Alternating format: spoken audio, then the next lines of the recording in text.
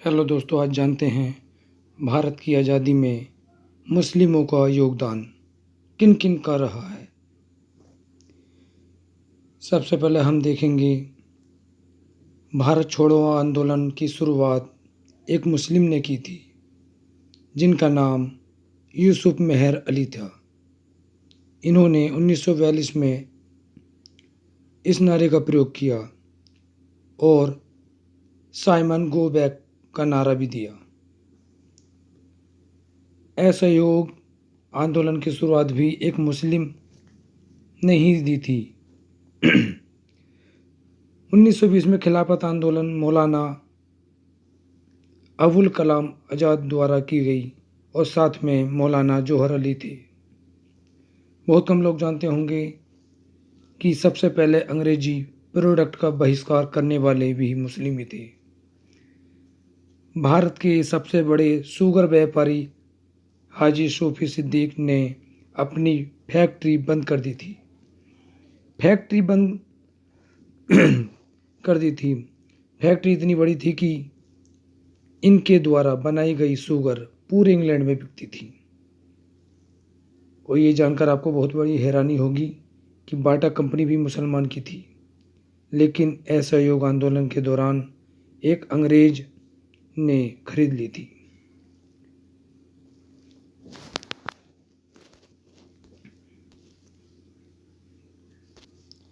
आपको यह जानकर भी हैरानी होगी कि भगत सिंह का केस जब कोई नहीं लड़ रहा था, तब एक मुस्लिम वकील आसफ अली ने लड़ा और भगत सिंह के खिलाफ कोर्ट में गवाही खुशवंत सिंह के पिताजी ने दी।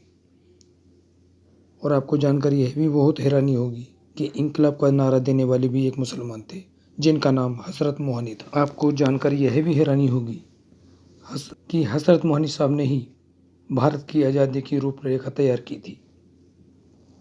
इतिहासकारों के मुताबिक 1857 के विद्रोह में 50,000 ओलामाओं को फांसी दे दी गई और लाखों मुसलमान सरेआम कत्ल कर दिए गए। यह भी हैरानी की बात है, 1857 में दिल्ली से कलकत्ता के रोडों पर जितने भी पेड़ थे, ऐसा कोई सा पेड़ नहीं था जिस पर मुस्लिम ओलामाओं की लाश टंगी ना हो। मुसलमानों ने ही भारत की आज़ादी के लिए सबसे बड़ी जंग लड़ी थी। आपको जानकर यह भी हैरानी होगी, मैसूर के सुल्तान हैदर अली और उनके बेटे टीपू सुल्तान भारत की आज़ादी के लिए शहीद हो गए और सबसे पहले शासक थे।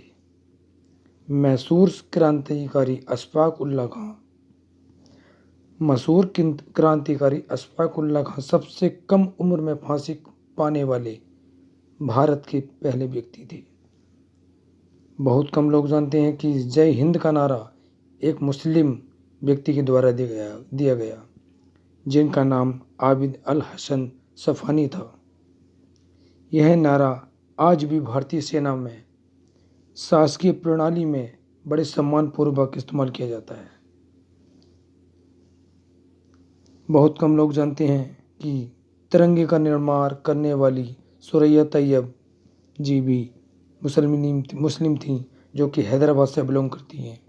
इन्होंने ही भारतीय ध्वज को वर्तमान स्वरूप दिया।